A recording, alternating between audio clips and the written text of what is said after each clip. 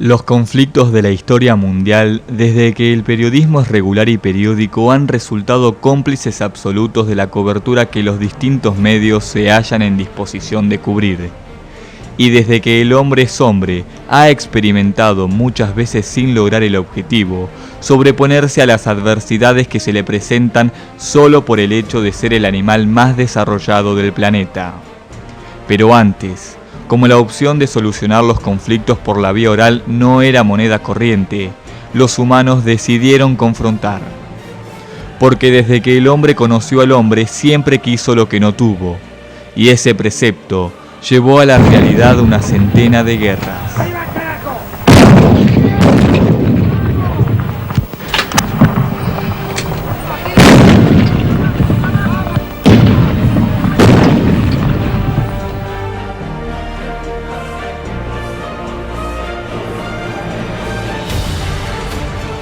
El periodismo, como no puede ser de otro modo, desde su surgimiento remoto y primitivo ha buscado la manera de transmitir lo que sucedían en esas guerras. Esas batallas que distinguían a los héroes de los villanos y a los valientes de los cobardes. Ahí en medio, siempre, desde la invención de la imprenta, estuvo el periodismo.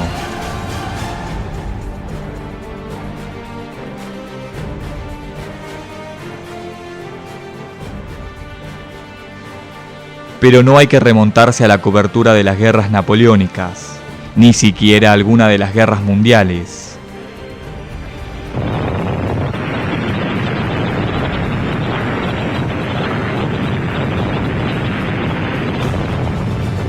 Hace no mucho tiempo, en nuestro país, vivimos en carne propia cómo cubrían los medios un acontecimiento tan alarmante y desesperante como una guerra.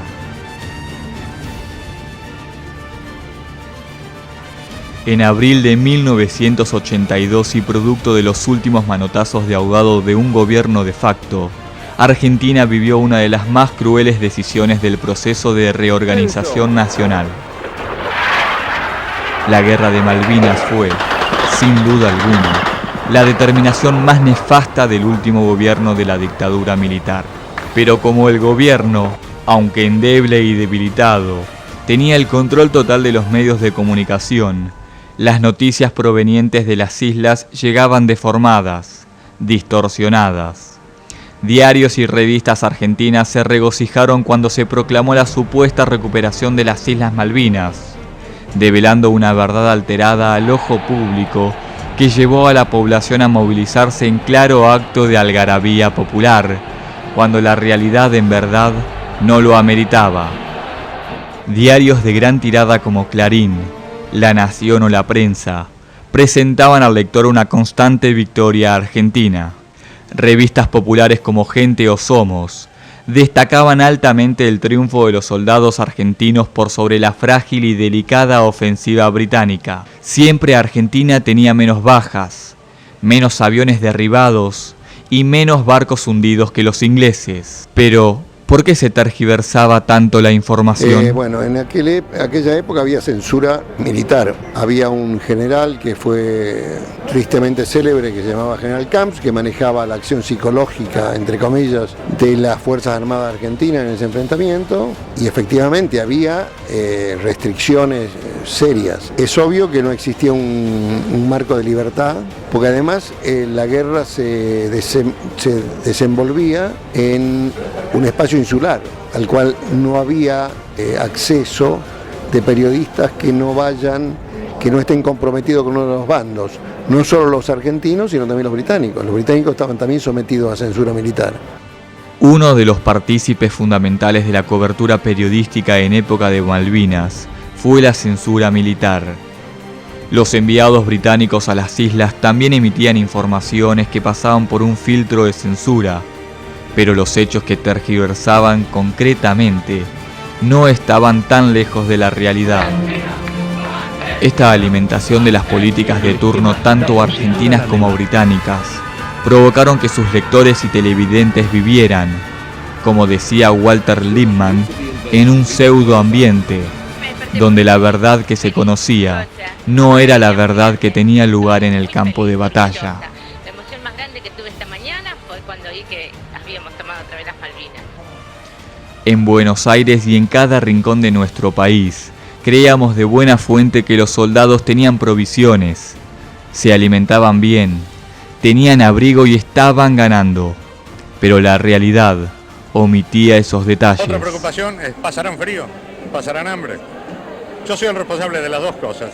Así que si pasan frío o pasan hambre, ya saben quién es el culpable. Yo les puedo asegurar que no pasan frío porque tienen muchísimo abrigo y van a volver con algunos kilos de más porque comen mejor que en casa.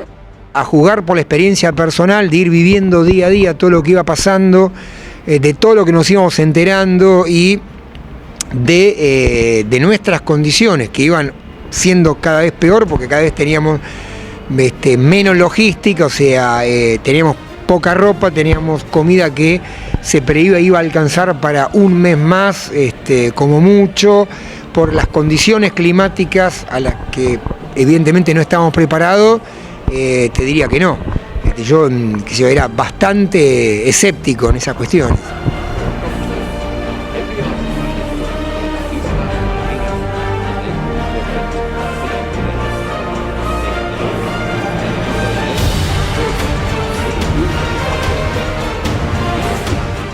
El periodismo de guerra siempre se caracterizó por acrecentar a los triunfadores y menospreciar, debilitar y reducir a escombros a los derrotados.